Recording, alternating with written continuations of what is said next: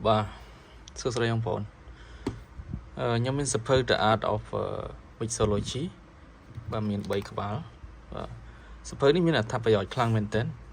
មាន cocktail រាប់សិបរាប់រយមុខនៅក្នុងនឹងស្រាប់ ហើយនឹងចំណេះដឹងពី mixologies ជាច្រើនប្រភេទនៅក្នុងនឹងមក បាទ ហើយ cocktail ទាំងអស់សិតតែមានរូបភាពបាទ មាន ingredient មាន description មានអីច្រើននៅក្នុងនឹងមានការណែនាំយើងច្រើនសម្រាប់ការធ្វើបងប្អូនធ្វើការខាងបារត្រូវហើយសភៅនេះបាទស្អាត